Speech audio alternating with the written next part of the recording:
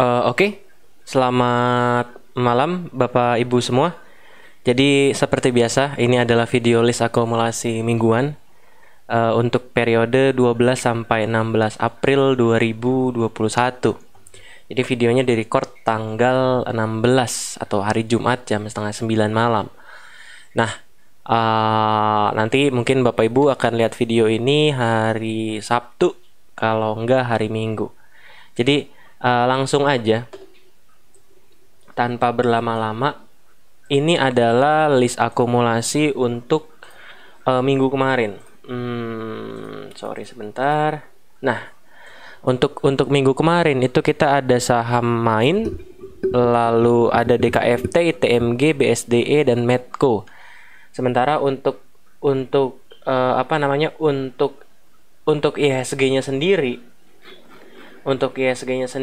itu kemarin sepanjang minggu kemarin itu naik sepanjang minggu ini itu naik 0,3%. Ya kalau kita lihat ini hari Senin, Selasa sempat drop 2 hari, terus loncat 3 hari selanjutnya. Dan tanda bagusnya mulai ada inflow asing lagi.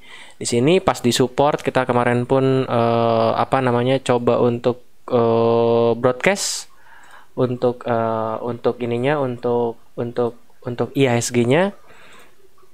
Untuk IHSG kita coba broadcast. Sebentar, sorry.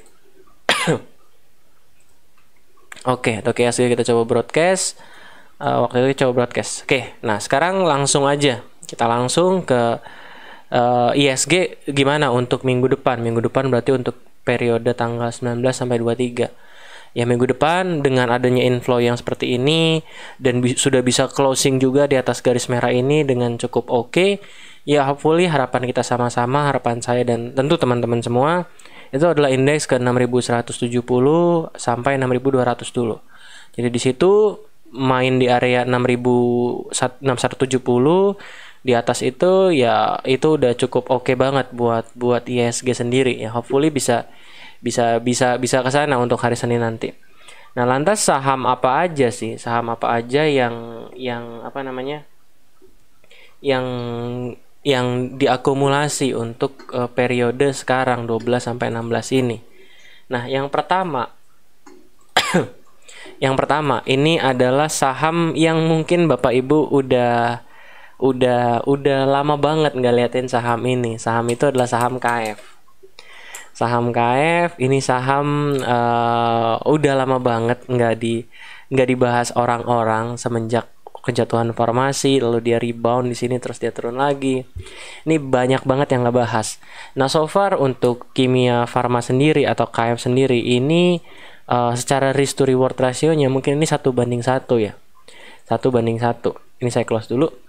Tapi kalau dari money flow-nya, kalau kita lihat money flow-nya dari tanggal 12 sampai tanggal 16 itu akumulasi walaupun jumlahnya belum signifikan, belum sampai puluhan miliar seperti periode-periode sebelumnya transaksinya. Cuma ini indikasi positif buat saham buat saham KF, buat saham Kimia Farma. Resikonya di mana? Resikonya di sini kurang lebih. Resikonya kalau closing 2286 atau alternatifnya Bapak Ibu, kalau misalkan mau main pendek aja deh, mau main pendek banget, ya udah risknya bisa dibatasi di mana? Risknya bisa kita batasi di low sini.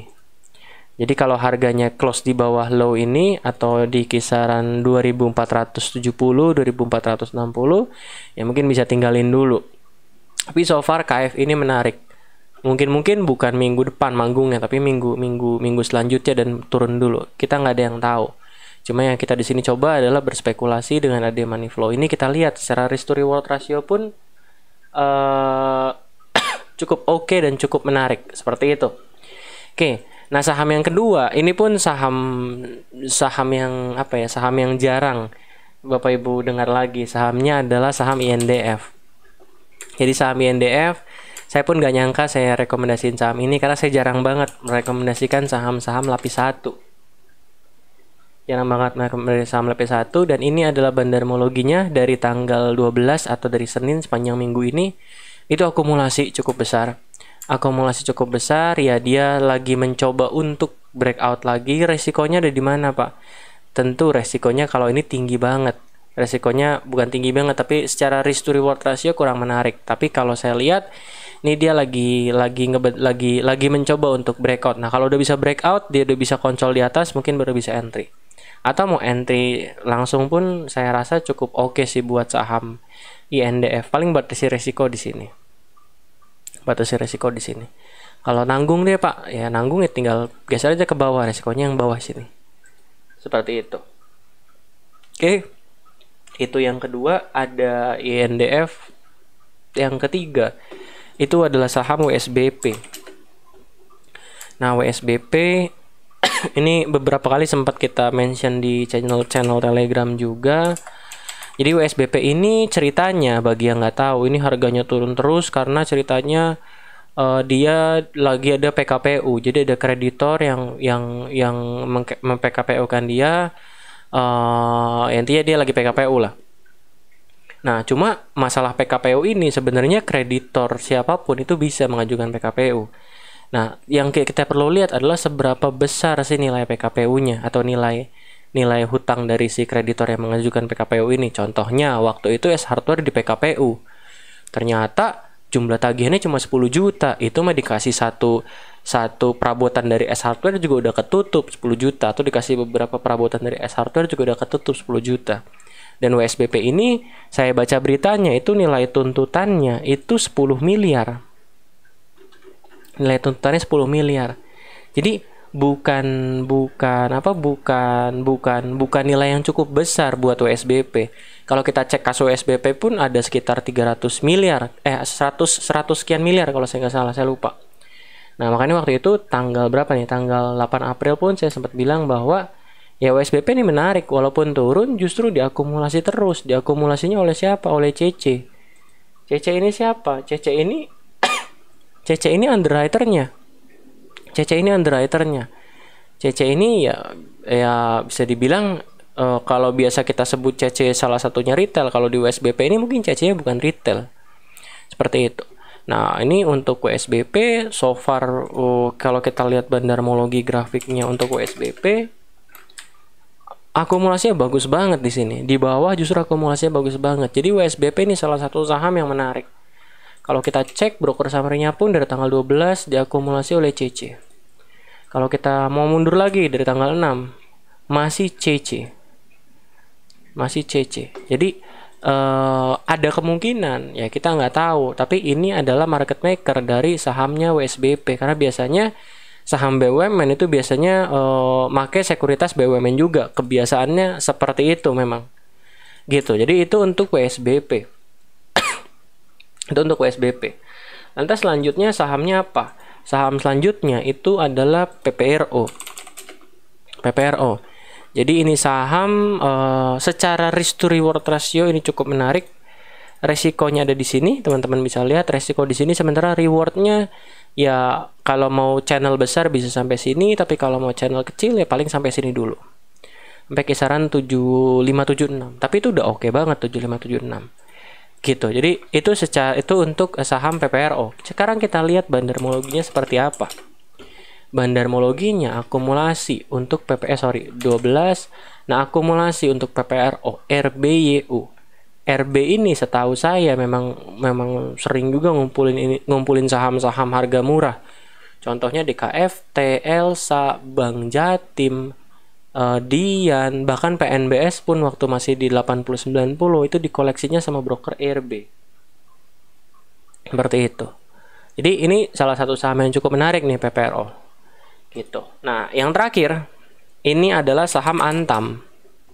Saham Antam ini kemarin pagi kita sempat broadcast, tadi pagi kita sempat broadcast juga. Antam, nah ini Antam bandarmologinya sangat menarik. Jam 8:30 kita broadcast. Resikonya kalau close di bawah garis merah.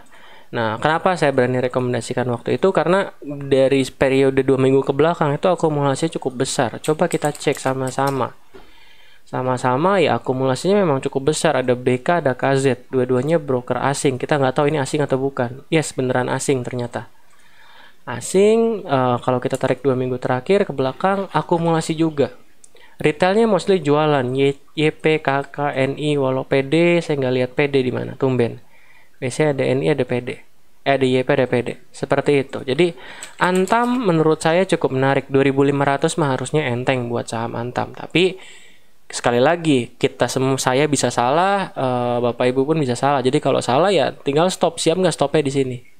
Seperti itu. Risk to reward ratio sebenarnya menarik. Sebenarnya bisa mulut gap pun harusnya bisa nih buat Antam.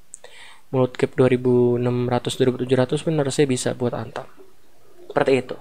Oke teman-teman, jadi itu 5 sahamnya: KF, Antam, INDF, PSBP, PPRO. Satu lagi saya mau ingatkan buat teman-teman yang suka komen. Jadi saya tahu maksud teman-teman itu baik, komen untuk membantu teman-teman supaya tahu list sahamnya apa saja.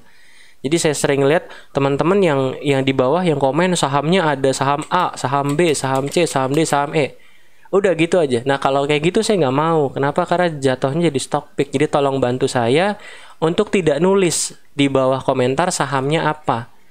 Biar apa? Supaya teman-teman yang lain bukan dapat saham doang, tapi dapat penjelasannya. Kenapa saya pilih saham itu, risk to rewardnya seperti apa. Jadi supaya teman-teman yang belum nonton dipaksa nonton, supaya mereka nggak ngasal lihat stock pick terus mereka telan mentah-mentah. Seperti itu Bapak Ibu. Jadi ya saya thank you buat kontribusinya Bapak Ibu. Tapi yang saya minta itu, jadi nggak usah deh nulis-nulis hintnya ada saham ini, nggak usah, nggak perlu. Saya tahu maksudnya baik, cuma itu tidak mendidik. Seperti itu Bapak Ibu semua. Oke, mungkin dari saya cukup. Thank you, semoga bermanfaat dan sampai jumpa di video selanjutnya. Selamat malam.